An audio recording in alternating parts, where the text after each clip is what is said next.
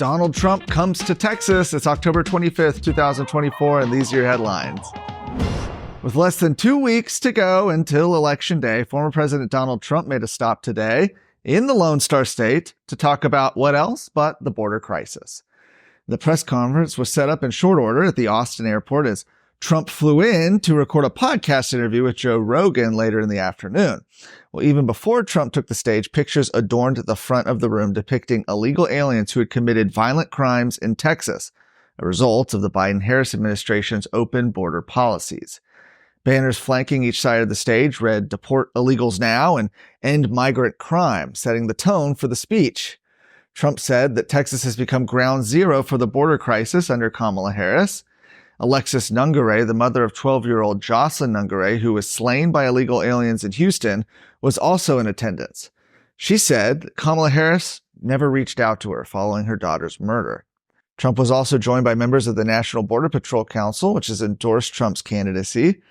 Trump reiterated his promise for the largest mass deportation in history, as well as the death penalty for illegal aliens who kill Americans.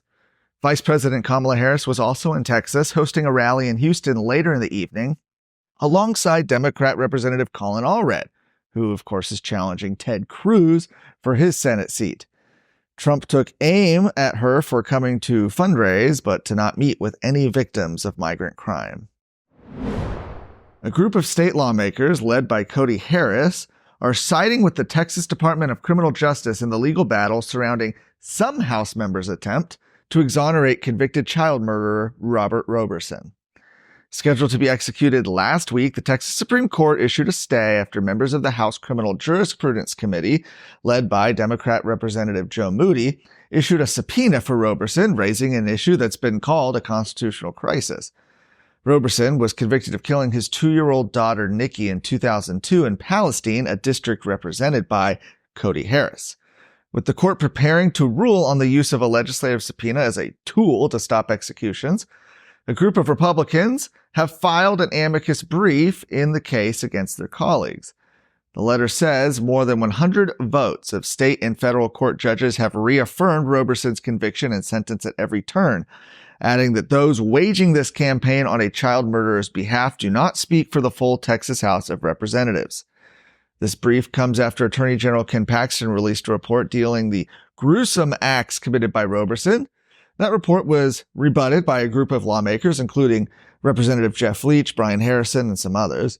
Cody Harris was joined in the brief by Representatives Greg Bonin, Mark DeRazio, Tom Oliverson, Cecil Bell, Briscoe Cain, Cole Hefner, and Tony Tinderholt. Howdy, folks. It's Chris Salcedo from the Salcedo Storm podcast. You might know me from my TV show on Newsmax or my radio show on AM 700 KSEV in Houston. As a veteran broadcaster, author, and conservative political analyst, I've teamed up with Texas Scorecard to take a no-nonsense approach to the toughest questions Americans are wrestling with every day. Join me on the Salcedo Storm podcast, where I challenge the status quo and bring you fresh perspectives on the national, state, and cultural news. Tune in weekdays, available wherever you listen to podcasts. A man has pled guilty to murder for facilitating a fentanyl overdose, making it the first time Tarrant County has prosecuted someone under the new Texas law. On Thursday, the Tarrant County District Attorney's Office, led by Phil Sorrell, announced that Caden Farish pled guilty to murder and was sentenced to 19 years in prison for selling fentanyl-laced pills to a 17-year-old who overdosed and died.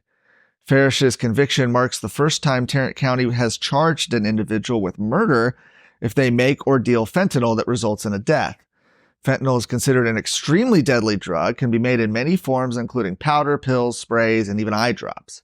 2 milligrams of the drug is equivalent to a few grains of table salt in size, but it's highly lethal.